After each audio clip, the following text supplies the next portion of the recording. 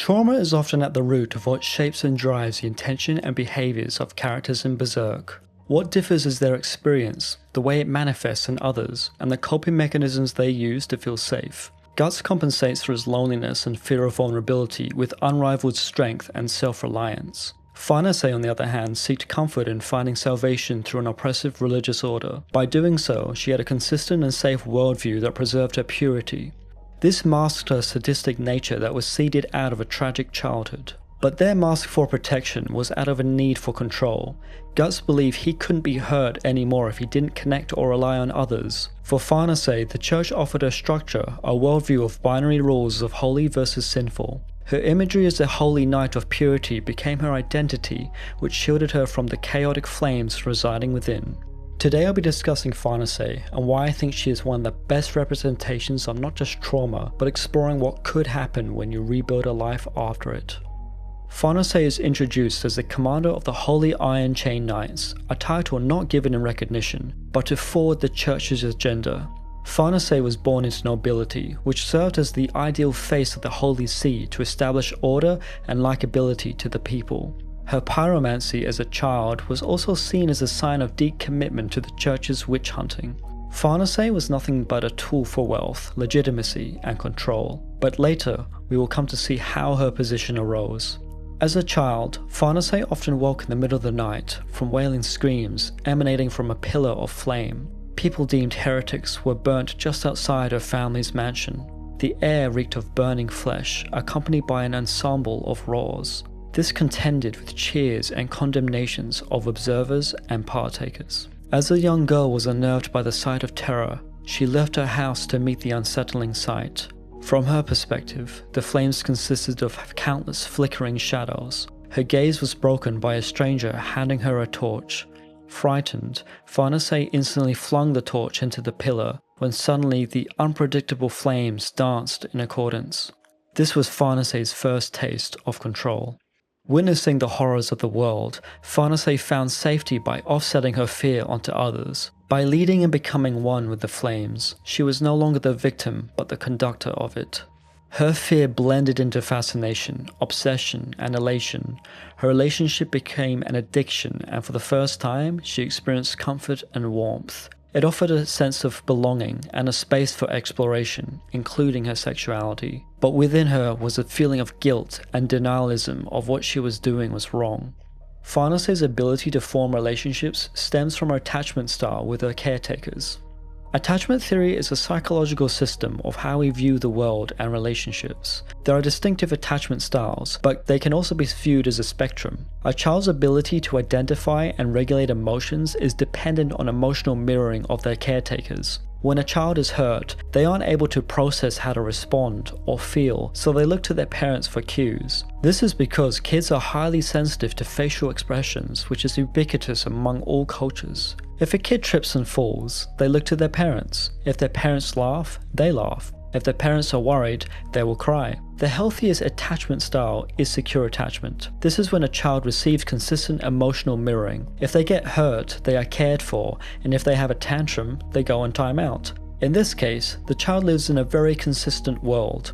This fosters confidence, exploration, and adventure. They know they can go out into the world and come back to their caretakers if there's a problem. This gives the child a sense of confidence and agency that carries over into adulthood because they have a fundamental faith in humanity. Farnese experienced a mix of fearful, avoidant attachment and an anxious attachment. I will come back to the latter, but first let's look at the fear-avoidant attachment style. Farnese's attachment style was largely shaped by her childhood trauma and perceived fear. She witnessed people being burnt alive as a young child in the absence of her parents. Worse, she was handed a torch by a stranger who she had no attachment to. I believe she threw that torch for two reasons. Mostly because she was scared and wanted to throw it away, and two, because the stranger handed it to her, signaling her to use it. However, the response she received didn't come from the stranger, but from the reactions to the flames themselves. In a sense, her caretaker was fire. She feared her caretaker, but by feeding the flames, she projected her fear onto others. This is described by fearful avoidant attachment. In this case, usually the child fears for their safety from the caretaker. Another possible reason is the child witnessing a traumatic experience involving the caretaker and is unable to adapt to the caretaker's behavior. Fire is unpredictable, but the only source of control she had was to feed it. When she indulged the flames, she felt a strange sensation of warmth in her belly. This was an attempt to fulfill the need for intimacy, love, and warmth that was not expressed by her family. Farnese's parents were largely absent in her childhood. Her father was zealously married to his work, while her mother was described as lost in dissipation. Later we come to find that her mother chose to spend her time with men rather than taking care of her children. For Farnese, love and intimacy were replaced by being buried in an empty gesture of toys. She was alone, confined within the walls of her family's mansion. Then she met Serpico, a young boy from poverty, trying to care for his mother's at death's door. On the way to the Holy Communion, she found him face down in snow, badly beaten and bloodied. With barely any energy left, he looked up and saw the young girl before him and witnessed a true daughter of nobility. Noticing her clinging to a childhood rabbit toy, he gestured, "Heh, silly rabbit." Farnese immediately placed her foot on the back of his head, pushing his face against the cold of the snow and calling him an insolent whelp. Perhaps she took his comment as an insult to nobility, or a means to assert hierarchy or control. Or maybe it hit a nerve, because her rabbit symbolized attachment and a desperation for intimacy. Farnese decided to take the young boy in, demanding to the servants that she alone would take care of him. As she dressed his wounds, she told him, "I am the one who saved your life, so you now belong to me," demanding his servitude. Notice the words "I" and "me" are bolded. This supports her identity of the need for control. I did this. You owe me. You belong to me. Farnese had a history of bringing in orphans and mistreating them, with every one of them running away. She went as far as to set one of the girls' dresses on fire. One night a storm was raging. Farnese clinged on to Serpico, in fear, demanding him to stop the thunder. As a branch shattered the window, Farnese was overcome by fear and ran outside in the same manner as on the night of the witch burning. Serpico watched as Farnese danced endlessly in circles, losing a sense of self to the identity of the storm, and hysterically claiming she herself is the storm. Again, she became the thing she feared in order to escape the confrontation of it. This behaviour frightened the servants and her family, which led to repulsion and condemnation towards the young child. Later, Farnese brought Serpico into the woods. There, wedged in the cavity of an old tree, was a holy altar that she built. The remains of small animals littered across the grounds. Before the altar was a small bird trapped in a cage. Farnese exclaimed, "It wouldn't become attached to me at all." With a torch in her hand, she set the bird alight. Engrossed in her feelings, she turned to Serpico with a smile, saying that she burns all the bad ones here. 1 year after Serpico came to the mansion, he witnessed Farnese's father, Federico, returning home. Farnese, crying out and running to him, urged her to wait until he had finished attending business. Her father questioned the item Farnese clung to, asking, "What is that filthy doll?" ordering her to throw it away, as he can simply order as many as she wishes. This was the same doll Farnese held when she met Serpico and on the night of the witch's burning, a doll she had begged her father to buy for her on their family trip. Serpico described this as a precious memento. What I find interesting is that despite being showered by toys, this was the only one that she held special meaning to. This was one of the few times that she spent with her father, and it represented her longing for her father's affection and love. It reminded her of the fleeting time she spent with him, and relied on it as a source of comfort in her lonely life. Farnese then broke eye contact with her father, retreating into herself with an obedient smile on her face.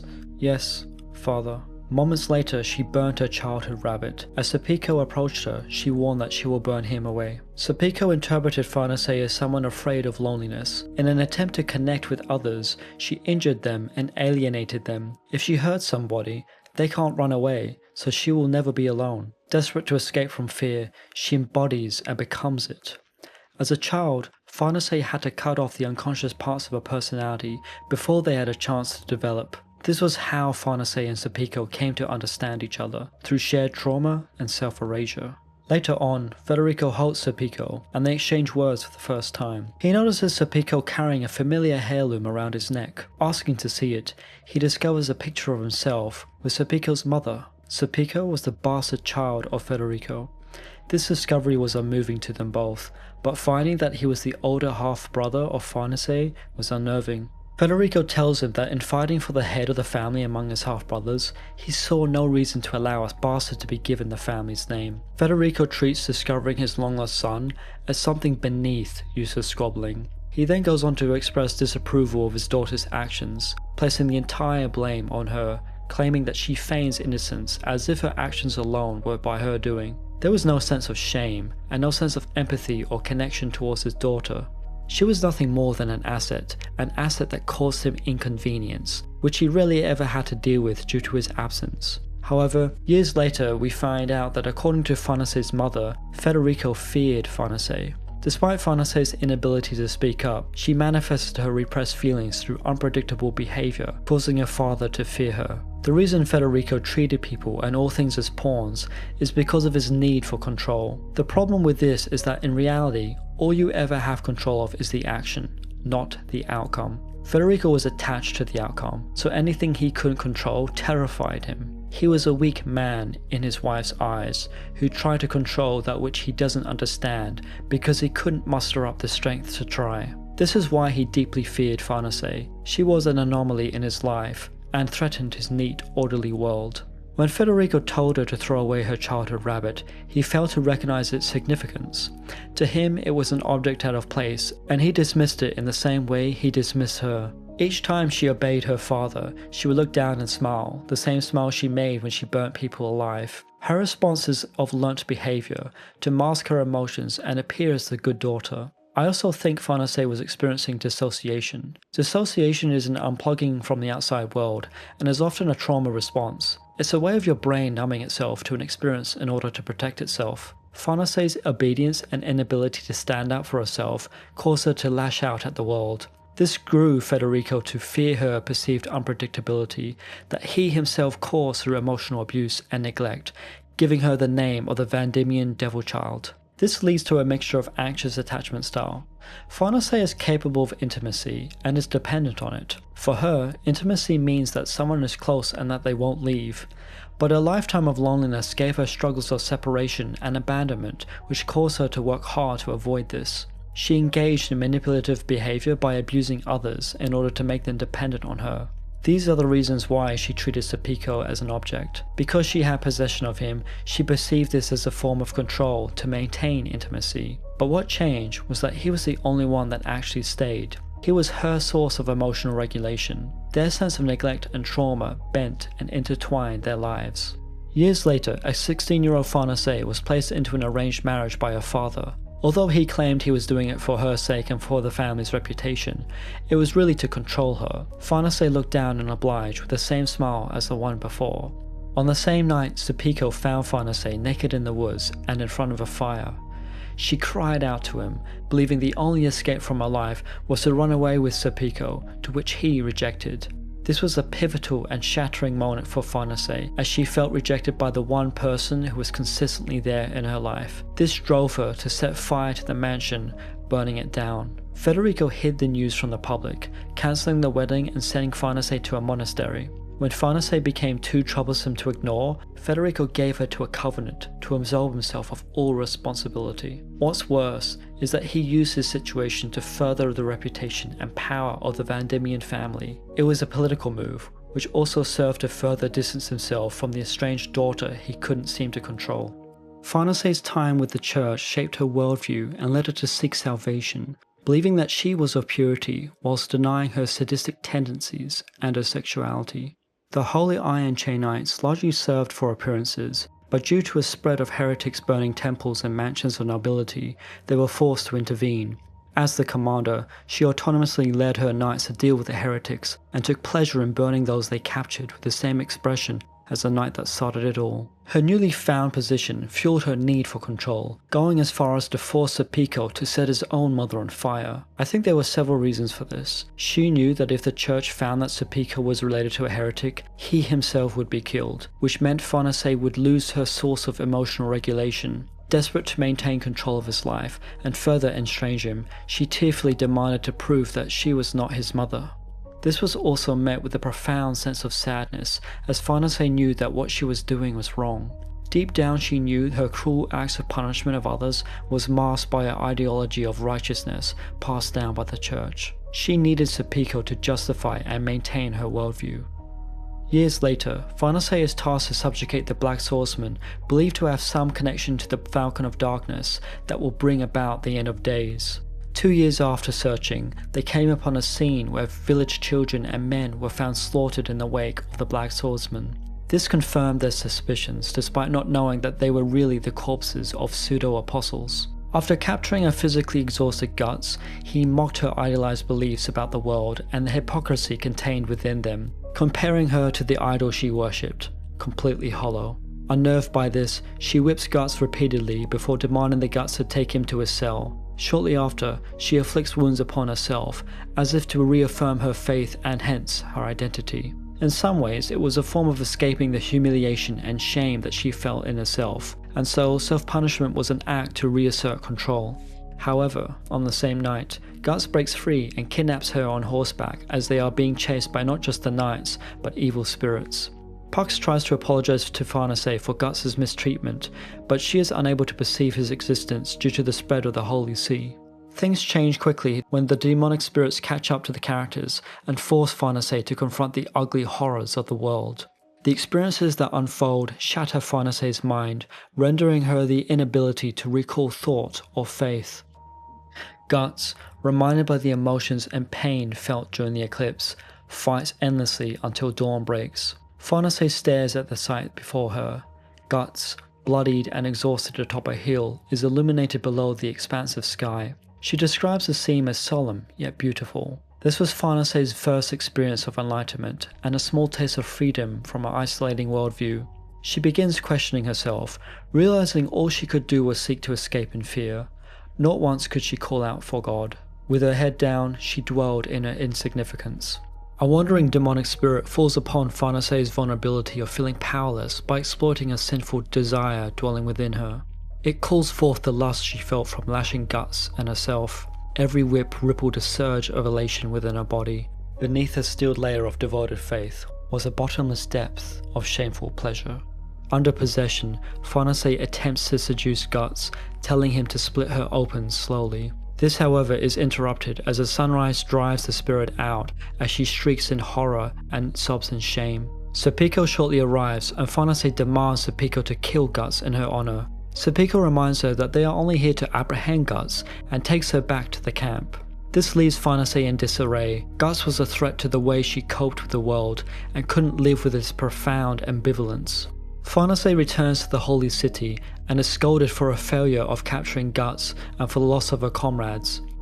These matters, however, were settled peacefully through her father's good word. Again, he pays little attention to his daughter's predicament. Farnese was then assigned to escort the Holy See Inquisitor Mosgus to Albion, a holy city overrun with refugees. She aids Mosgus in guiding beggars caught stealing food to the Tower of Conviction on the false pretense that mercy will be granted. She soon comes to find that the tower is a prison of unspeakable torture inflicted upon heretics charged on baseless grounds. Farnese is at first repulsed and turns her head away, but Mosgus demands her to bear witness, for God is the strict arbiter and punisher of sin. She again succumbs to her arson tendencies, but this time something is different. Despite hesitation, she questions Mosgus later on, and although he reassures her that divine punishment is just, a sense of doubt begins to linger. Several events transpire that challenges her denialism of the supernatural. She watched Mosgus transform to something more akin to a beast than an angel. She witnessed a sea of corpses consume all life in their path. She saw an endless wave of blood consume and collapse the tower. Her faith offered no protection from overwhelming malice,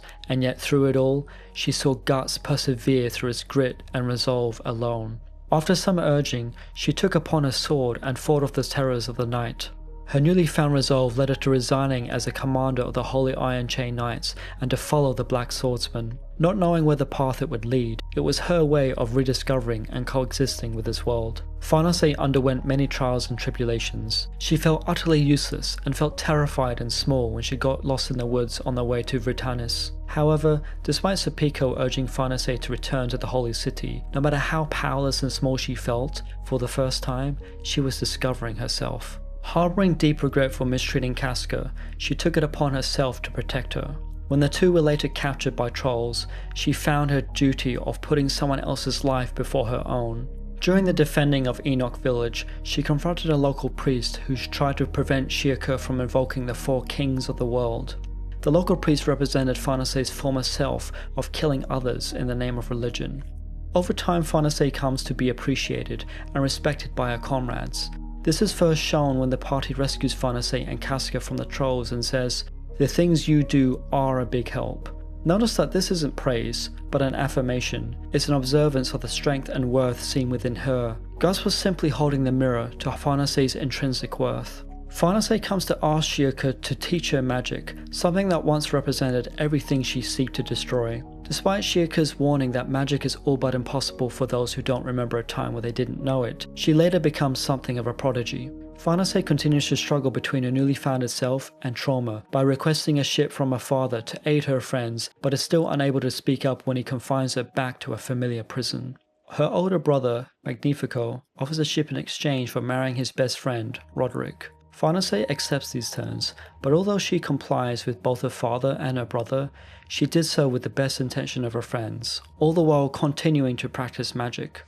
Later, in the garden of her family's estate, she meets her mother, Lady Vendimian, and shares her current predicament. This is when her mother speaks of her childhood, and about Federico's desperate need for control.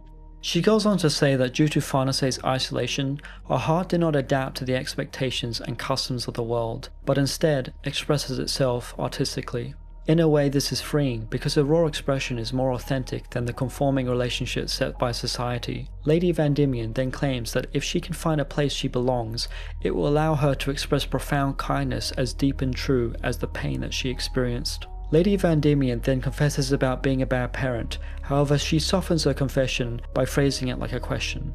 I find this exchange very telling. Although it seems that Lady Vendimian is expressing empathy, she is providing her insight on the situation instead of having unconditional positive regard for Farnese's upbringing. She is romanticizing her daughter's isolation, and although it admits partial responsibility, it's still centered on herself. She uses the words, "I don't exactly remember raising you as such." This can be interpreted as several things. She was almost, if not entirely absent in Farnese's life, so it's possible that she has no recollection of actually raising her daughter. By wording it as such, she creates plausible deniability and passes on the burden for Farnese to recall what happened. She is also emotionally avoiding her accountability by not being direct about the truth. Her lack of empathy is supported by her saying, "As a mother, I am proud to have a daughter like you." This is a woman who chose to spend her time with her lovers than to raise her own child, one that she knew was immensely suffering. To call herself a mother is itself audacious because she never was one. She goes a step further by taking pride in Farnese being her daughter, which is itself self-serving. Lady Vendimian didn't pay the price of being a mother. It was Farnese who paid the cost of not having one. And yet her mother attempts to bear the fruit of her daughter's actions. She glorifies Farnese's isolation by virtue signaling empathy and claiming to understand Farnese's struggles without taking accountability. This couldn't be more obvious when she asks whether she was a bad mother without actually acknowledging it. This invites Farnese for reassurance and reverses the roles of Farnese being the caretaker. At this point, who really is the parent? That being said, there is also a lot of truth in Lady Vendimian's insight as acknowledged by Serpico. Guts and his party track down Farnese as the Kushan forces attack.